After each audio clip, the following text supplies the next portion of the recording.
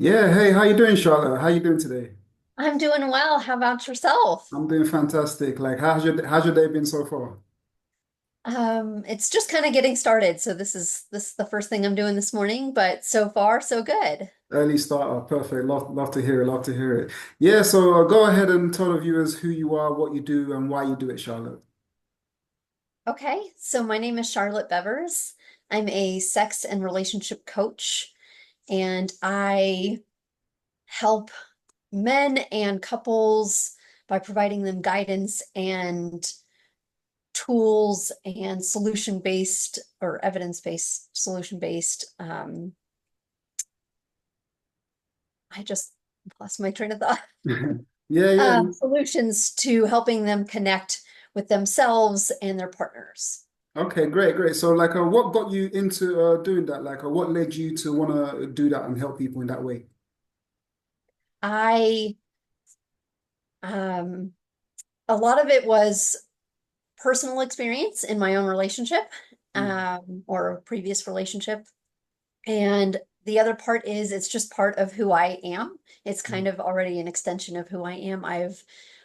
I love personal development. I love understanding um, my own personal background and other people's backgrounds. And I think just being able to learn how to connect and relate to one another is one of the best and biggest hurdles that we have and things that we can overcome to connect in good ways.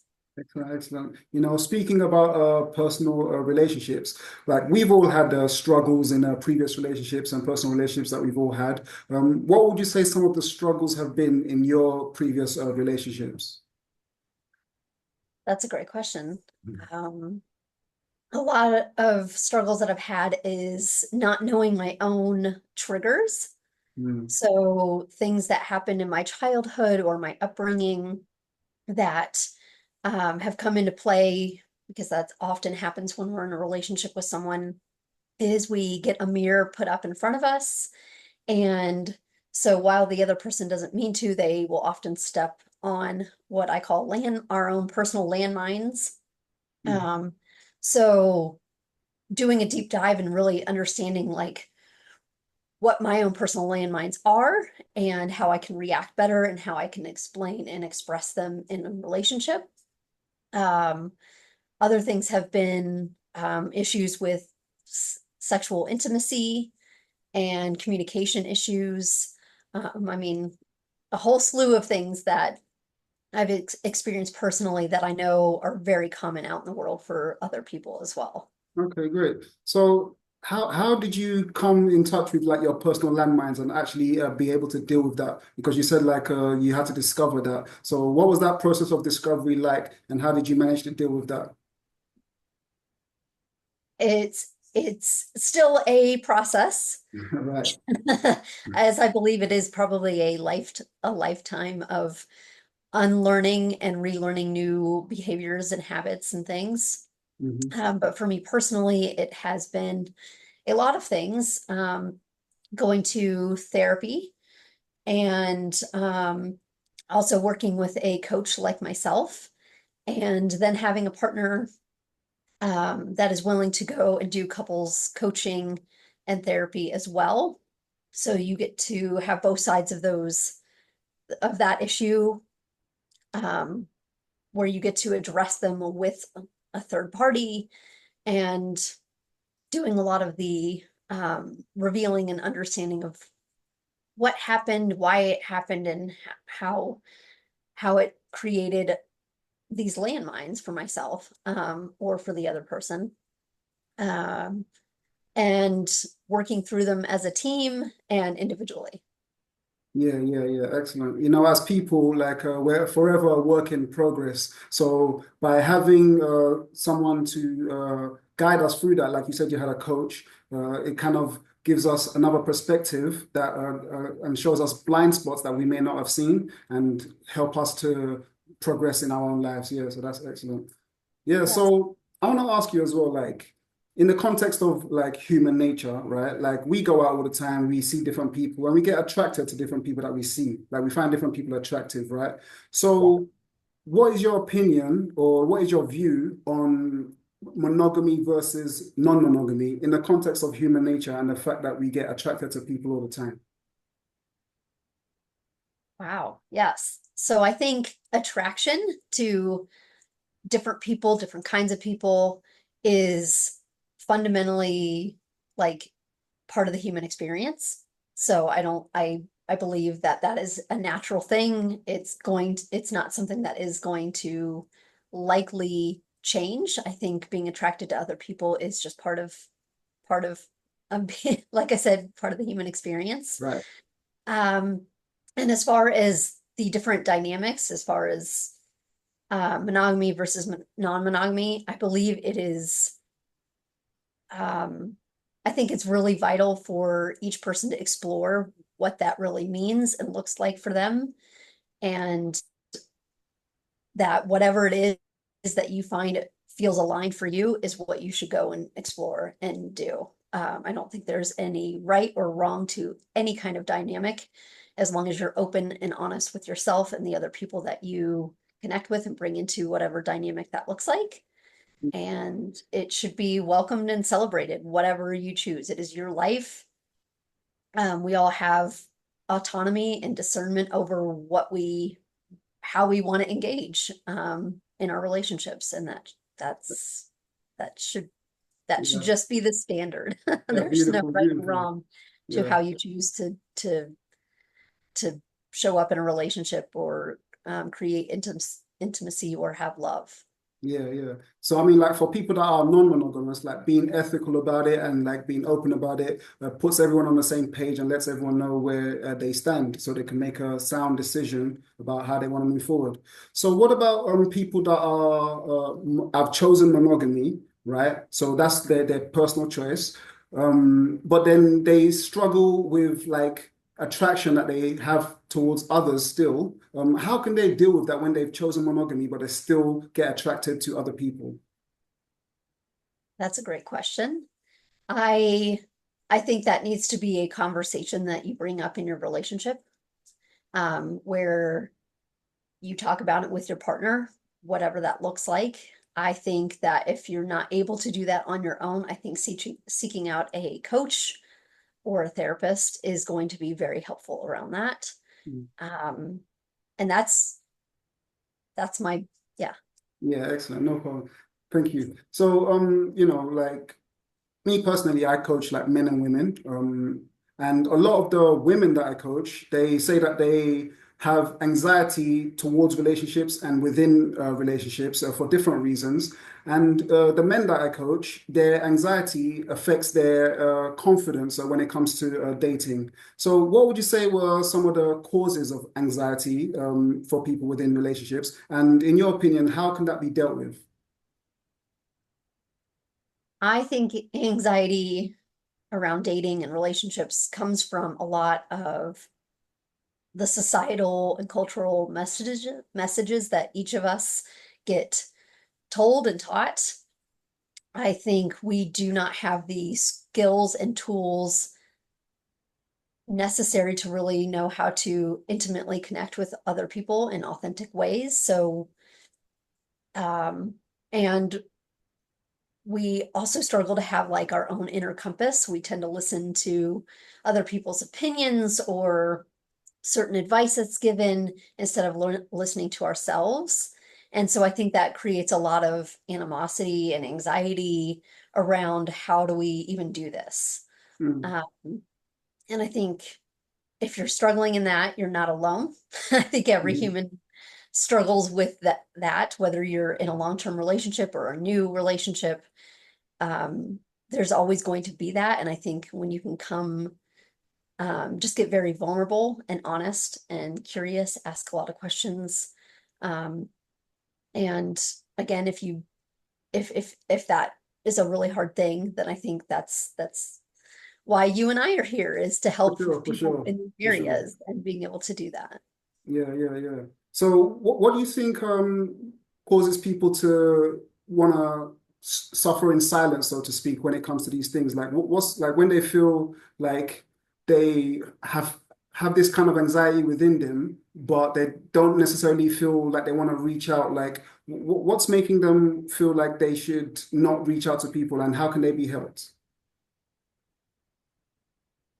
I believe that shame Mm, really holds people back, mm, feeling like you're different somehow, or um, the problems that you're facing are yours and yours alone. I think um, it can be really easy to self-isolate and just not want to ask for help when you need it because of, again, it comes back to a lot of, I mean, that's not a very black and white mm, uh there's no black and white answer to that. I think that it depends on the person and the situation that they're in. But I think, again, how you were raised, what you were taught, your gender, because men and women are taught so differently around asking for help. Men specifically really struggle with that, have been told that it means that they're weak, or, that's very unmasculine to ask for help. So I think it really kind of just there's a lot of factors that play into that. right. And how you go about that, about seeking support when you really need it and have a lot of those thoughts running through, is open up to somebody that you trust, Mm, um, and share with them, share with anyone that will listen, that you really feel safe with, and start there. And but reaching out and finding support is really crucial to moving forward and changing things. yeah, yeah, yeah. I agree. I agree. Yeah, I think you touched on a key point there. Like, we're not, no one's alone in that. Like, there are also other people that are going through the same type of struggle, regardless of the type of struggle you're going through. So, understanding that you're not alone is important thing for people to know that are feeling like they need to isolate and keep it to themselves, so to speak. You know. Yes. Yeah, yeah, yeah. So, like, like when we come across a new relationship, like we meet someone new, like people tend to get very excited about this new relationship. They start to feel the butterflies and feel very excited about this new person that they are getting together with. But in the process of that, some people can start to immerse themselves into this relationship to the point that they start to lose themselves in that. So, how can people that feel connected in a new relationship and want to immerse themselves in this new relationship, how can they at the same time keep their sense of self at that point? It's a great question. I again don't believe there's some like magic answer here. There's no Mm, black and white. definitely. It's what you should do. I think it can be a complicated thing. I think being able to have self-awareness around this is key.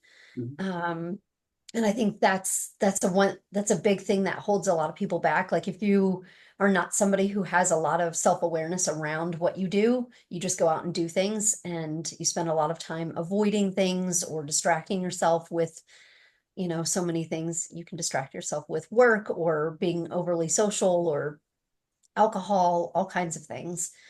Um, so if you're not in a place to even be aware of that, it's going to be really hard to not immerse yourself in a relationship right away. I think you have to be aware of yourself and what you're doing and how you're doing things. Um, and if you do have that awareness, I think it's being able to check in with yourself. It's being able to take a step back and sit in the space of like, how do I want to really show up? How do I really want to be in this relationship?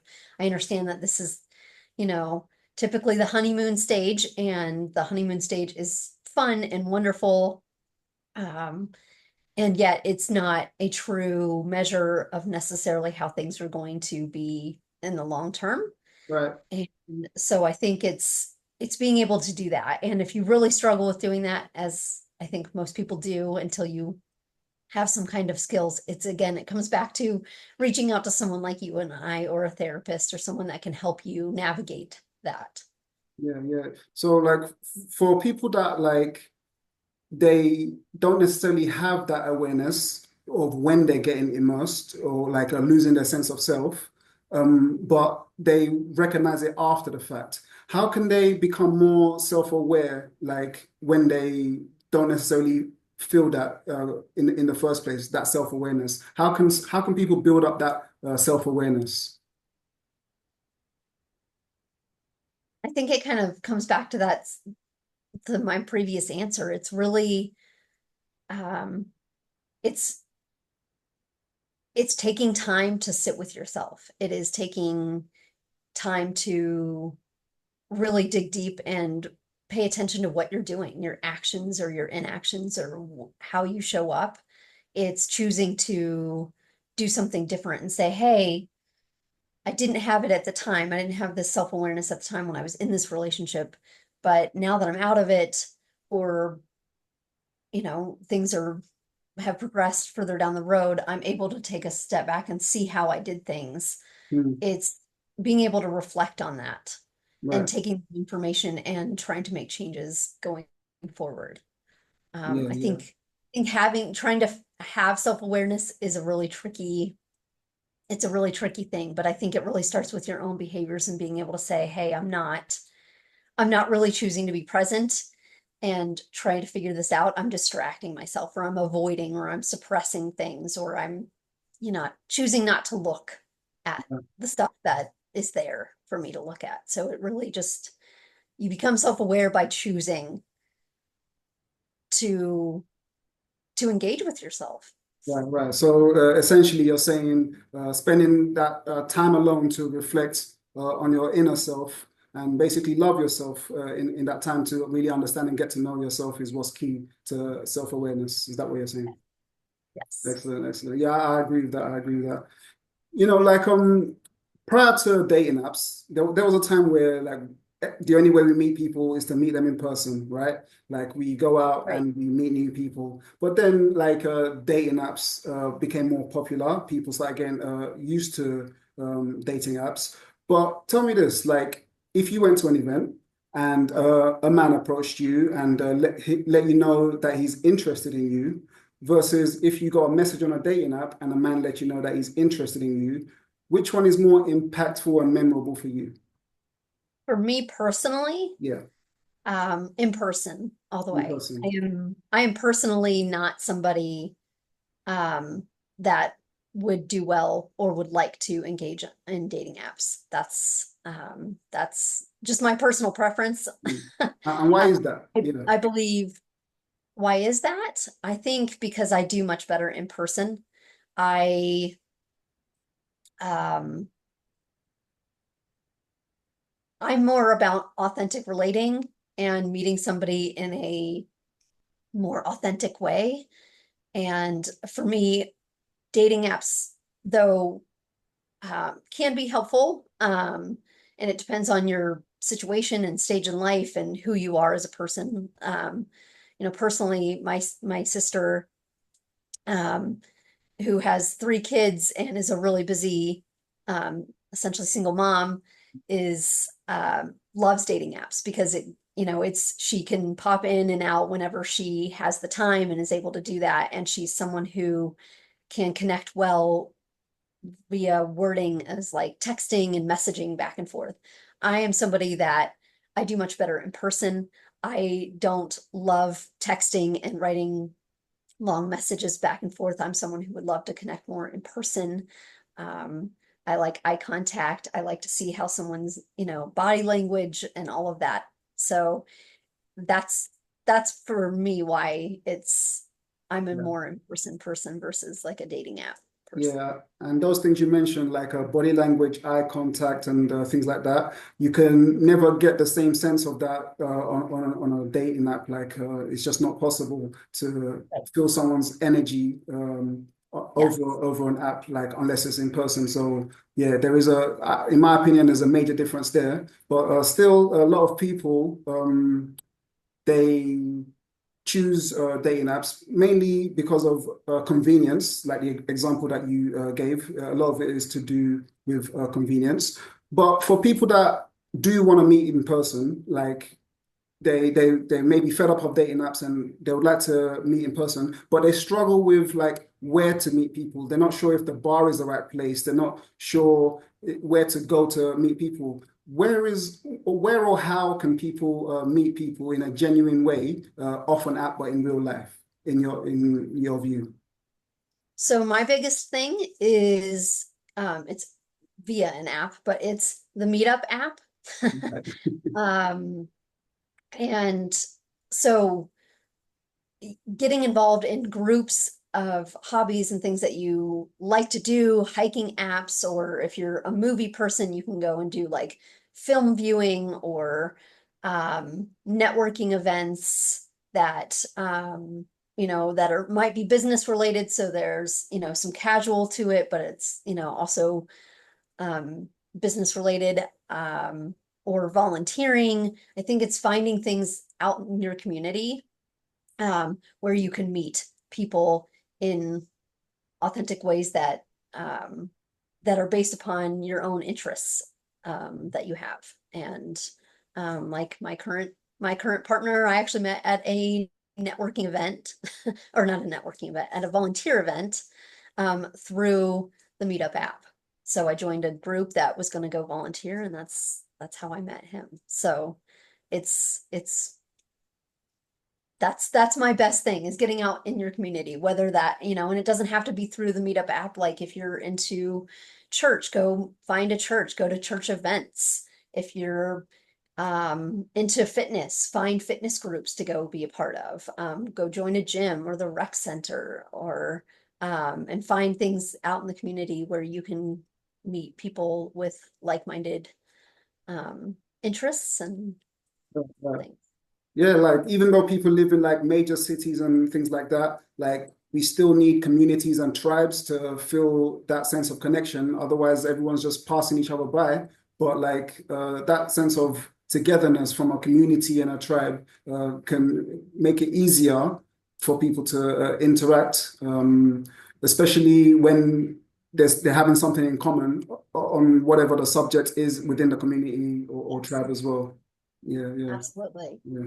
So like you as a sex coach, you speak to different people about issues that they have. So what would you say some of the biggest things are that you've learned and helped people with within what you do? I've learned a lot, and I think there's a variety of issues and things that I have seen. There's not one size fits all, Mm. of an issue that people come to me for.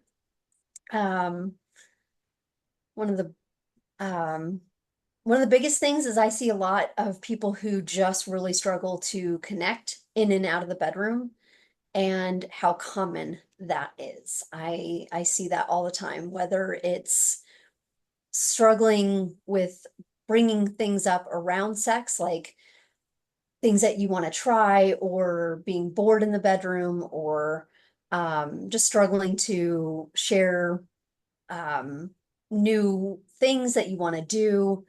Um, People really struggle with just communicating their needs and their desires, and how to go about doing that without feeling shame from their partner, or without shaming their partner. Um, it's, sex is something that is so innate to the human experience, and it doesn't matter how long you've been with someone. I feel like we all struggle to communicate around sex. Like even if you've been, with somebody 10, 15 years, and like nothing's off the table, but you can still really struggle to communicate around sex. It's just such a vulnerable space, and it brings up a lot of things for people. So I've seen that. I struggle to um, I guess that's really the biggest struggle that I guess over and over see. Yeah, yeah, okay, okay. So like if like for example someone is in a relationship and they have like a sexual preference but their partner is not really into that sexual preference, like what do you think can be done in that situation? Because that is that supposed to be suppressed, or like how is that supposed to be dealt with going forward, in your opinion? Yes. So again, it depends on what that situation is and the people in the relationship. Again, it's not some black and white answer here. But what can be done is, I think, reaching out to someone like myself, who can sit down and help you navigate that as a team together. There are ways to work with that because there's certainly people that get together all the time that have different sexual preferences. It's actually extremely common. Um, and you get to figure out how you get to try different things on. There's not like one solution to that. You get to try navigating where each person can compromise or what that might look like so that both people get their needs met in a healthy and consensual way that keeps them connected. That keeps them, yeah. Okay. So, like, okay, let's say, for example, people decide to compromise sexual preferences so they can enjoy each other's time together. But does that mean that the person that has now compromised is still going to seek to have an outlet for that? Or do you feel like they are going to adopt the new kind of compromise going forward? Again, I think that depends on the person that you're talking about. The goal is um, to find a solution that works for both people. So I think that can look a lot of different ways. Um, it can look like someone who has a sexual preference that isn't getting met in the relationship, whatever that looks like, um, where maybe that partner that can't give them that or doesn't want to for whatever reason, um, says that's okay if you use these other options. And maybe that's porn usage, maybe that is bringing in another person, maybe uh,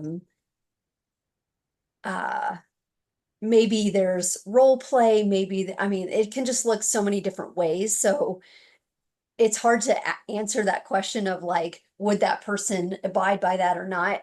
The goal that I have is bringing both the people in or multiple people, whatever that dynamic is, and getting everybody on the same page. So there's not resentment that gets built and there's not, outsourcing dishonestly when that goes against the boundaries of the relationship. So it's, again, there's no one solution to this. It looks different depending on the people and what they want to do and how we do that. And that's part of what the work that I do is I help people come together and work around that. And Okay. sometimes it's a trial and error process, like, oh, let's try this. This sounds good to both people. Okay. Um, and maybe it works and maybe it doesn't. So they come back in and we renegotiate what that looks like or figure out what else we could do to make it work for both people or all people that are involved. Right. So it essentially comes down to open communication and the willingness to work through things to see what can be Yeah, achieved through that. 100%. 100%. Excellent. Both of those things are absolutely needed. Yes. Excellent. Excellent. Well, Charlotte, thank you very much for coming on. It's been a pleasure speaking to you. Where can people find out more about you, contact you, and basically get in touch with you as well? Yes, absolutely. Thank you so much for having me on. It's You're been a very pleasure to welcome. speak with you as well. People can find me. I'm on LinkedIn mostly. So again, LinkedIn, and it's my name, which is Charlotte Bevers. You can also find me on Instagram. It's also my name. And then my website is asatiliving.com. ASATTILIVING.com. Excellent, excellent. And for the viewers, all of that information will be in the description so you can get in touch with Charlotte. Charlotte, once again, thank you very much for coming on, and you have a great day now. Thank you so much. You as You're very well. welcome. All right, great.